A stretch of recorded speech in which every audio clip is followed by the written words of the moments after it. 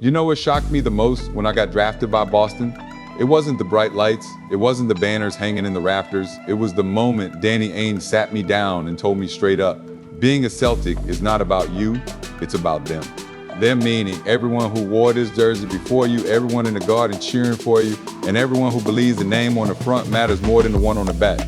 That hit different. I thought I understood what it meant to be in the NBA, but I didn't understand what it meant to be a Celtic until that conversation. He told me, this franchise was built on sacrifice, on grit, on guys who weren't always the tallest, the strongest, or the flashiest, but who played with heart like it was life or death. He said being a Celtic means when you step on that parquet, you better be ready to fight for more than points.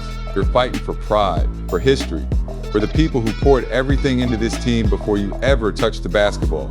At first, I'll be real, I thought it was just talk. I was 19, young, confident, hungry, but I didn't see the full weight of those words. Then I looked up at the banners, 17 championships, legends like Bill Russell, Larry Bird, Paul Pierce.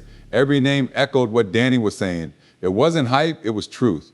Being a Celtic is a responsibility, it's a tradition, it's a standard that doesn't bend no matter what era you're in. I remember him telling me, if you think wearing green is just about showing up and scoring buckets, you're already failing. You gotta play the right way, move the ball, trust your teammates, lock in on defense when the shots aren't falling.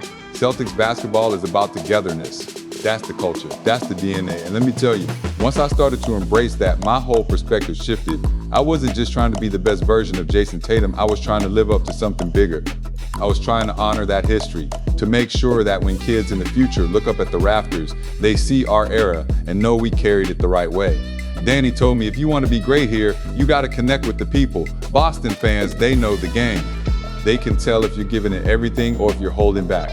They don't want excuses, they want effort, they want passion, they want heart. If you bring that, they'll love you forever. If you don't, they'll let you know real quick. That's what makes it special. That's what makes this place home. And here's the thing that stuck with me most. He said banners aren't just decorations, they're reminders. Reminders of sacrifice, of nights when guys push past pain, of teams that refuse to quit. You can't add to that wall unless you're ready to give everything. That's why when I step on the court now, I'm not just thinking about my stats. I'm thinking about legacy. I'm thinking about carrying forward what Danny talked about that day. And I challenge every young player, every fan watching this right now, ask yourself, are you chasing something just for you, or are you chasing something bigger than you? Because that's the difference between just playing the game and becoming part of something eternal.